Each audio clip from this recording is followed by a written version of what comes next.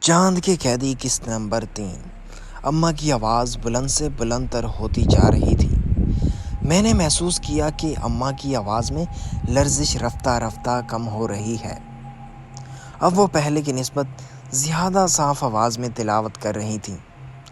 کمرے کے اندر چند اگربتیوں کا گاڑھا دھواں چکراتا ہوا سامنے روشن دان کی طرف بڑھ رہا تھا۔ اس روشن دان سے دھوپ کی ایک لکیر دادی اماں کے تخت پر پڑ رہی تھی اور اسی چمکیلی لکیر میں دھواں چکراتا ہوا اوپر اٹھ رہا تھا۔ یہ منظر مجھے بڑا ہی اچھا لگا اور میں نے رونا بھول کر اسے بڑے ہی شوق سے دیکھنے لگا۔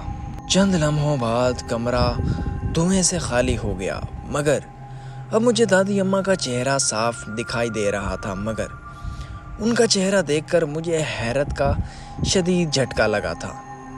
وہ اس وقت بہت ہی بدصورت اور کالی لگ رہی تھیں، جبکہ وہ بے حد گوری، نازک اور خوبصورت تھیں۔ اماں نے لمحہ بھر کو نگاہ اٹھا کر میت کو دیکھا اور بدستور سپارہ پڑھتی رہیں۔ پھر میں نے محسوس کیا کہ وہ دھیرے دھیرے کمرے کے اندر سرکتی جا رہی ہیں۔ میں بھی ان کے پہلو سے لگا اندر سرک رہا تھا۔ اسی طرح رفتہ رفتہ دادی ماں کے تخت کے قریب پہنچ گئے۔ تب میری نگاہ پھر ان کے چہرے پر پڑی اور پھر سے حیرت زدہ رہ گیا۔ دادی اماں ویسی ہی خوبصورت تھیں، گوری، پیاری۔ مجھے لگا جیسے دور سے دادی اماں خراب لگ رہی تھیں۔ اس وقت اس اسرار کو نہ سمجھ پایا۔ میری چچیاں اور پھوپھی اب دادی اماں کے کمرے کے دروازے کی چوکھٹ تک آ چکی تھی۔ ان سب کی آنکھوں میں حیرت اور چہرے پر اطمینان تھا۔ اب کافور، لوبان اور اگربتیوں کی خوشبو چاروں جانب پھیل چکی تھی۔ دادی اماں کو دیکھ کر یوں لگ رہا تھا جیسے وہ سکون سے سو رہی ہیں۔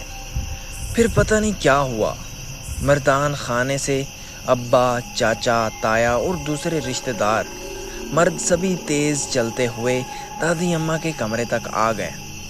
ان مردوں کے محلے کا کوئی مرد شامل نہیں تھا، اس وجہ سے گھر کی عورتیں وہیں موجود رہیں۔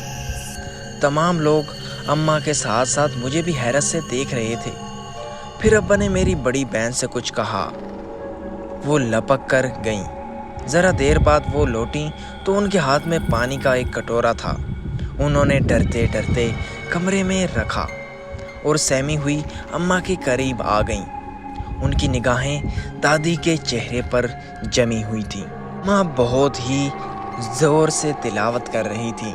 ان کے چہرے پر زلزلے کے آثار تھے۔ زبان لرز کھڑانے لگی، آنکھیں سرخ ہو کر دہکتے انگارے کی سی ہو گئی تھیں۔ اور تبھی سپارہ ختم ہو گیا اور تخت کے پائے پر سر رکھ کر ہانپنے لگی۔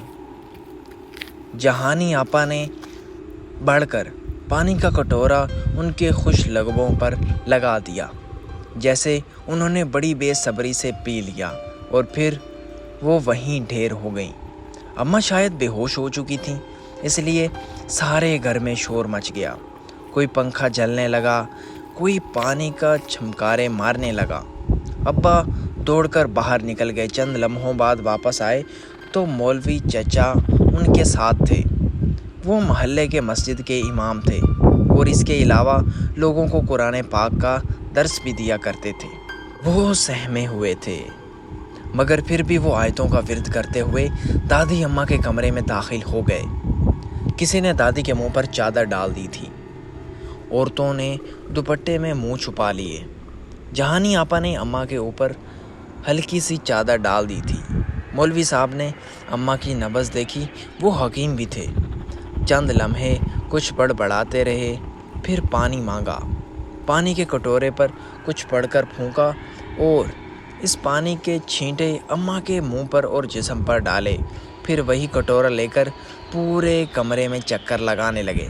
وہ منہ ہی منہ میں کچھ پڑھ بھی رہے تھے اور ساتھ ہی ساتھ پانی کے چھینٹے پورے کمرے میں بکھیر رہے تھے۔ میں اماں کے پہلو سے لگا بیٹھا یہ ساری کارروائی دیکھ رہا تھا۔ اسی لمحے اماں کے جسم میں حرکت ہوئی۔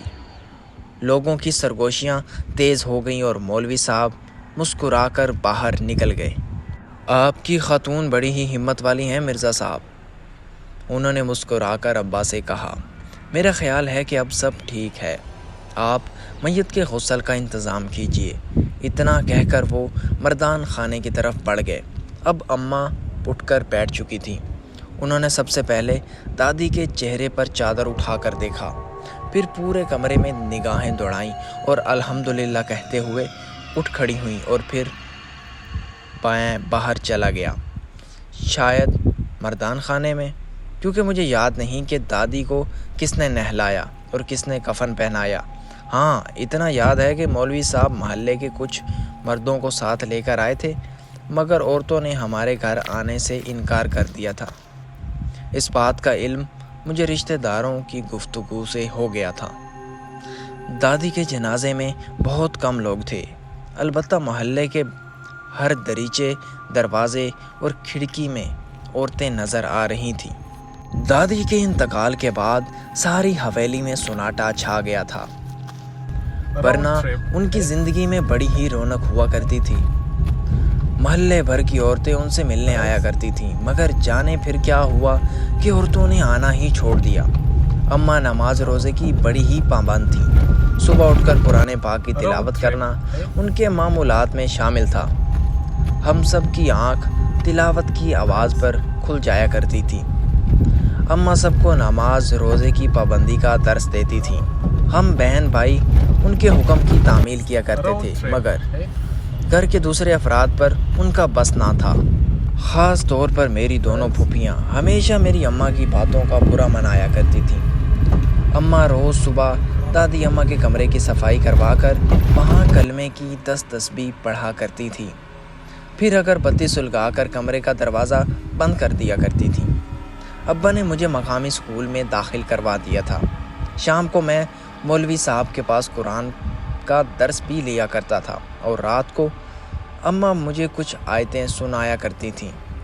جی، اماں کی تربیت کا نتیجہ ہے کہ میں نماز روزے کا پابند ہو گیا تھا اور اللہ پاک کے ذکر سے مجھے سکون ملتا تھا۔ ابا علاقے کے بڑے زمینداروں میں سے ایک تھے، دادا پردادا انہوں نے بہت زمینیں چھوڑی تھیں۔ وہ مجھے بھی تعلیم دلوانے پر رضامند نہیں تھے، مگر اماں کی ضد کی وجہ سے انہوں نے مجھے اسکول میں داخل کروا دیا۔ انہی واقعات کی وجہ سے میری دونوں پھوپھیوں کے رشتے نہیں آتے تھے۔ وہ 30-35 برس کی ہو چکی تھی۔ چچا کی شادی مراد آباد میں ہوئی تھی، شاید اس لیے ان کا گھر بس گیا تھا، مگر چچیاں زیادہ تر اپنے میکے میں ہی رہتی تھیں، بلکہ اب انہوں نے اپنے شوہروں اور بچوں کو حویلی میں رہنے سے منع کر دیا تھا۔ ناظرین، اس کے ساتھ ہی ہم اس ویڈیو کو اینڈ کرتے ہیں۔ اگر آپ کو یہ ویڈیو پسند آئی ہے تو لائک، شیئر اور سبسکرائب کرنا نہ بھولیں۔ جلد ہی لوٹیں گے اگلی ویڈیو میں، تب تک کے لیے اللہ حافظ۔